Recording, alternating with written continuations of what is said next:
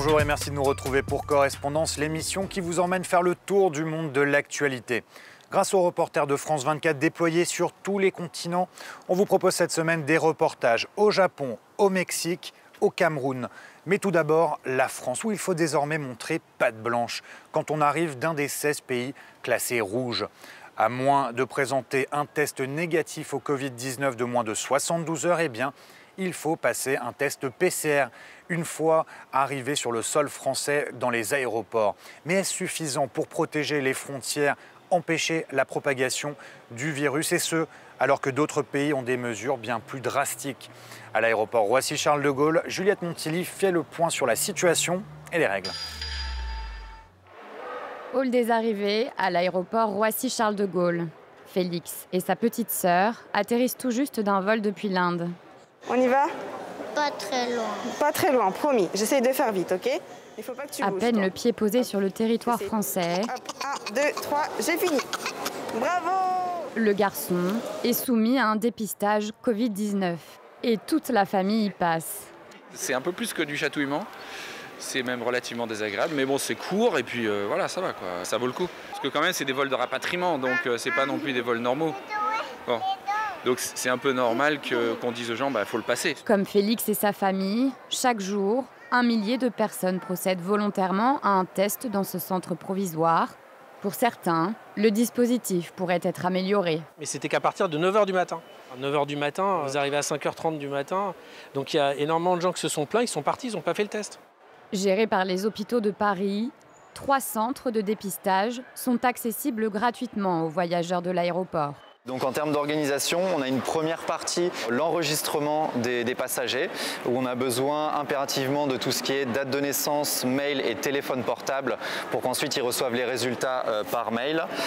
Et ensuite on a la deuxième partie, prélèvement. Il faut se dire que ça dure à peu près 3-4 minutes pour l'enregistrement et 1 à 2 minutes pour les tests PCR. Désormais, les passagers en provenance des 16 pays dits écarlates devront obligatoirement se faire tester avant le passage des douanes. En cas de résultat positif, tous les passagers du vol seront rappelés par l'Agence régionale de santé et invités à réaliser un second test, ainsi qu'à observer une période de quarantaine obligatoire. Au Japon, malgré le Covid-19, les bars continuent d'attirer des clients et notamment des fans des idoles. Les idoles sont des chanteuses, des jeunes femmes ou des filles qui se produisent sur scène, souvent en tenue légère. Phénomène qui interpelle de l'extérieur avec un public masculin d'un certain âge qui nie toute passion malsaine ou tendance pédophile. Reportage de notre correspondant à Tokyo, Constantin Simon. Non, ce n'est pas un spectacle de fin d'année de collège. C'est un concert payant dans un sous-sol de Shibuya, l'un des quartiers festifs de Tokyo.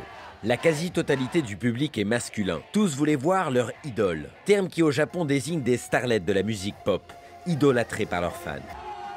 La recette de leur succès, des costumes sexy, mais un charme enfantin. Pour les fans, elles incarnent la femme parfaite.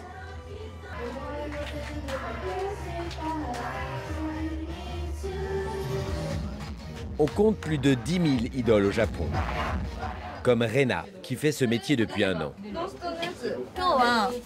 女子高生のそうお客さんの顔をよく見てなんだろう何を求めてるのかなとかここで目が合ってるからですしようかなとかそういうのを考えながら。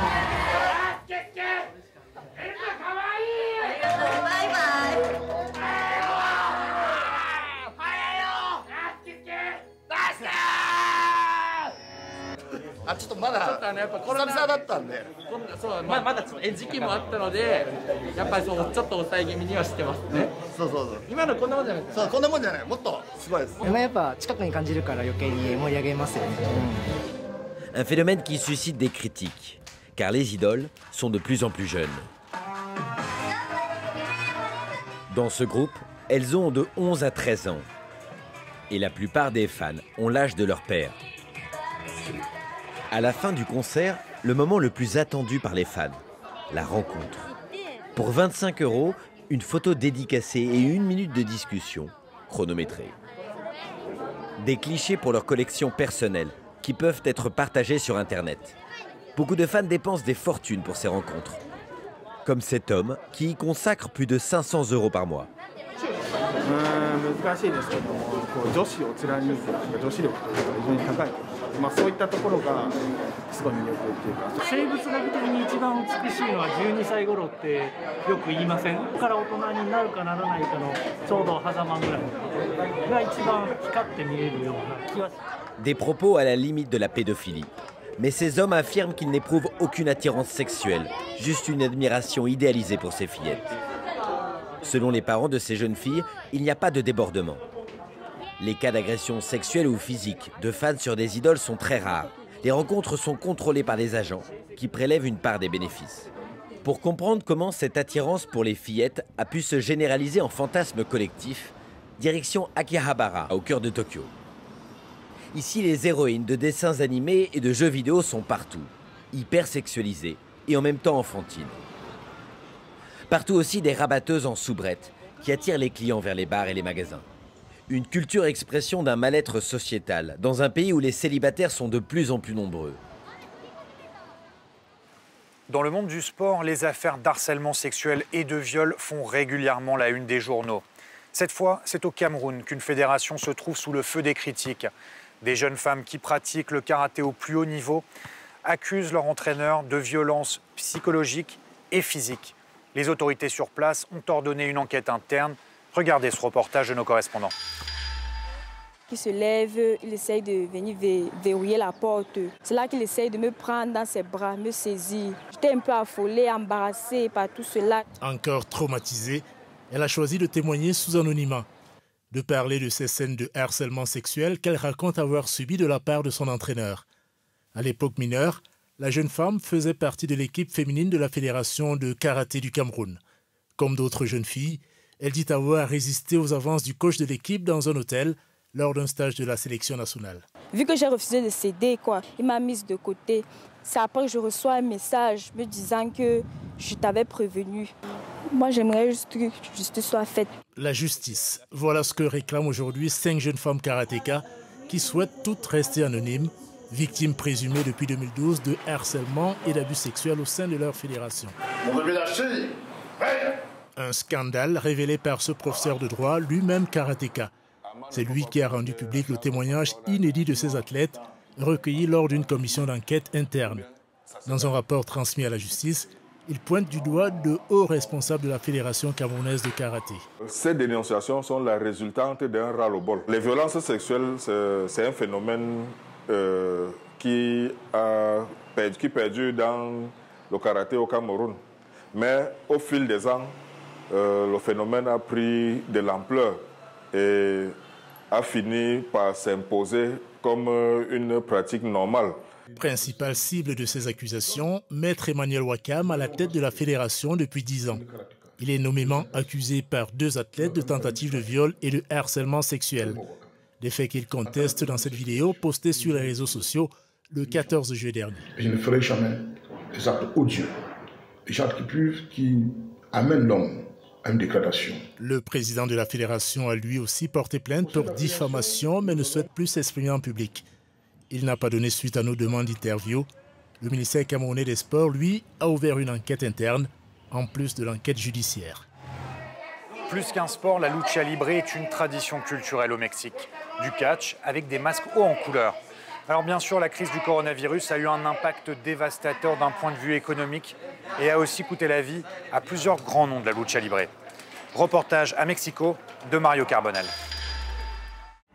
Dans un Mexique durement touché par la pandémie de Covid-19, les jours de deuil se succèdent aussi dans le monde de la lucha libre, un des spectacles sportifs les plus populaires du pays. Plus de 30 catcheurs sont décédés du coronavirus. Salles fermées, chômage forcé, toute une corporation se retrouve dans les cordes. El Fantasma, président de la commission des catcheurs de Mexico City, fait des pieds et des mains pour collecter dons de nourriture et médicaments pour ses collègues masqués, dans le besoin. Muchas gracias, profesor. Gracias a la comisión. Les quiero comentar que la situación en la lucha libre está crítica. Está muy mal, habemos compañeros que no tenemos ni para comer. Et même un lutteur à la carrure internationale comme Tiger Casas, qui a combattu sur les rings américains, français et japonais, doit bien admettre sa grande vulnérabilité. La situation actuelle n'épargne personne. Yo soy un luchador que me pude prevenir afortunadamente para cualquier eventualidad, pero va a llegar el momento en el que si esta pandemia no se compone, pues también llegará ese momento en que no sabré de dónde poder subsistir. Spécialiste de ce que l'on appelle ici le sport masqué, l'historien Christian Simet souligne l'un des ingrédients essentiels du catch mexicain, ferveur et participation du public au plus près du ring. Une alchimie impossible en ces temps de pandémie. ¿Por qué? Porque la lucha libre es un deporte de masas. Entonces, yo no me imagino una Arena México vacía teniendo una función a puerta cerrada. O sea, ese contacto entre el público con los luchadores, con la lucha libre, con el referee, creo que es importantísimo. Alors que les fans sont eux aussi durement éprouvés par la pandémie, c'est leur passion et leur solidarité qui pourraient faire la différence. Dans ce combat à l'issue incertaine, ce sont eux qui doivent maintenant voler à la rescousse de leur héros masqué. Écrire une nouvelle page de la légende du catch mexicain. Voilà, c'est la fin de Correspondance. Je vous laisse avec des images d'une île sublime et déserte en Micronésie, dans le Pacifique Ouest. Déserte jusqu'à ce que 3 marins y échouent. Portés disparus pendant 3 jours, des avions militaires américains et australiens les ont secourus après avoir repéré un immense signe SOS que les naufragés avaient écrit dans le sable. Merci à tous de nous avoir suivis. À bientôt.